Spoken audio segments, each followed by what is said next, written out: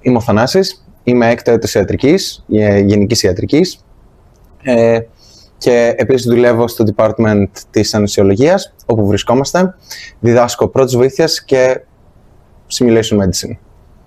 Βρισκόμαστε στο Pilsen, είναι βορειοδυτικά της Τσεχίας και είναι μια πανέμορφη πόλη, είναι κάτι αντίστοιχο της Πάτρας. Το πανεπιστήμιο εδώ πέρα είναι πάρα πολύ ιδιαίτερο, η αλήθεια είναι, αλλά ιδιαίτερο με τον καλό τρόπο. Σου δίνει ένα αίσθημα οικογένειας, το οποίο θεωρώ ότι είναι πάρα πολύ σημαντικό. Έρχομαι από την Αθήνα και στην Αθήνα είναι λίγο, έχεις το χάος της πόλης, ενώ εδώ πέρα είναι πιο μικρή πόλη. Και το πολύ σημαντικό είναι ότι οι καθηγητές και γενικότερα όλο το πανεπιστήμιο δουλεύει πραγματικά σαν οικογένεια. Ειδικά με τον κύριο Βασίλη. Ο κύριος Βασίλης από τη στιγμή που έχω έρθει βοήθησε πάρα πολύ.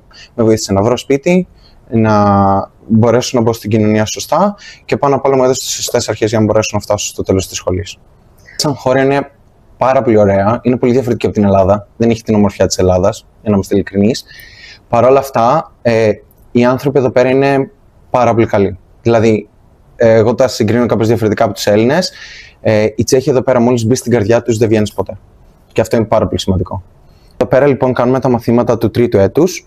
Τώρα έχουμε αντίστοιχες τέτοιες αίθουσες και για το τέταρτο και για το πέμπτο έτος, για τη χειρουργική, για τη γυναικολογία και για την παιδιατρική.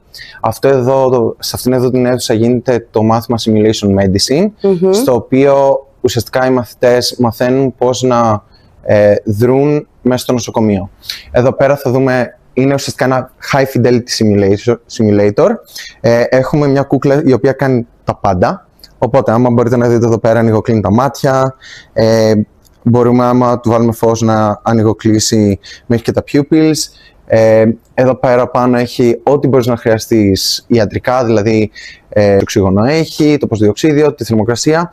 Και εδώ πέρα ουσιαστικά αυτό που γίνεται, μας δίνουν μια κατάσταση αντίστοιχη της καθημερινότητας, δηλαδή ότι μπορεί να είσαι έναν ασθενή ο οποίος πεθαίνει και σε βοηθάνε να πάρεις τα σωστά βήματα και να προετοιμαστείς για την πραγματική κατάσταση, γιατί όταν τελειώνουμε πρέπει να είμαστε έτοιμοι να μπορούμε να αντιμετωπίσουμε τις καταστάσεις έτσι όπως πρέπει, χωρίς λάθη. Γιατί η κούκλα εδώ πέρα είναι ανοιχτή μπλούζα, γιατί ήταν να πάει ένα τέτοιο σενάριο, αλλά εδώ πέρα μπορείς να νιώθεις σπαλμούς, μπορεί η κούκλα να καταπιεί, μπορεί να κάνει τα πάντα εκτός από το να κουνηθεί.